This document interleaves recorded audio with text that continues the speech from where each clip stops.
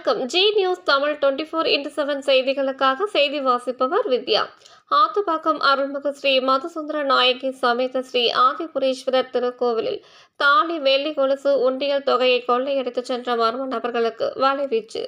திருவள்ளூர் மாவட்டம் எல்லாபுரம் ஒன்றியம் ஆத்துப்பாக்கம் கிராமத்தில் அருள்மிகு ஸ்ரீ மதுசுந்தர நாயகி சமேத ஸ்ரீ ஆதிபுரீஸ்வரர் திருக்கோவில் உள்ளது.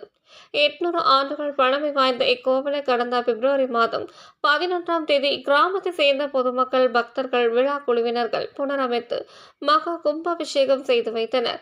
இந்நிலையில் நேற்று மாலை இக்கோவிலின் நிர்வாகி கோவிந்தராஜ் கோவிலை பூட்டிக் கொண்டு வீட்டிற்கு சென்றார்.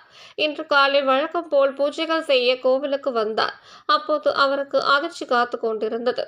இக்கோவிலின் உள்ளே மர்ம நபர்கள் புகுந்து அம்மன் கழுத்தில் இருந்த 1.5 சவரன் மதிக்கத்தக்க 2 தங்க தாலிகள், அம்மன் காலில் அணிந்திருந்த 1/2 கிலோ வெள்ளி கொலுசு, உண்டியலில் பக்தர்கள் செலுத்திய காணிக்கை தொகை ரூபாய் 15,000 ஆகியவற்றை கொள்ளையடித்துக் கொண்டு தப்பிச் சென்றுள்ளனர். இதனை கண்டு அதிர்ச்சியடைந்த அவர் பெரியபாளையம் காவல் நிலைய போலீசாருக்கு தகவல் அளித்தார். போலீசார் சம்பவ இடத்துக்கு விரைந்து வந்தனர். குற்றவாளிகளின் கைரேகைகளை பதிவு செய்தனர். மோப்பநாய் ராக்ஷியை வரவழைத்தனர். கோவிலில் இருந்து மெயின் ரோடு வழியாக தண்டலம் அருகே சென்ற நாய் சாலையில் சுற்றி சுற்றி வந்து அங்கேயே படுத்து கொண்டது. யாரையும் கவ்வி பிடிக்கவில்லை. மேலும் இக்கொள்ளை சம்பவத்தில் ஈடுபட்ட குற்றவாளிகளை போலீசார் வலை வீசி தேடி வருகின்றனர்.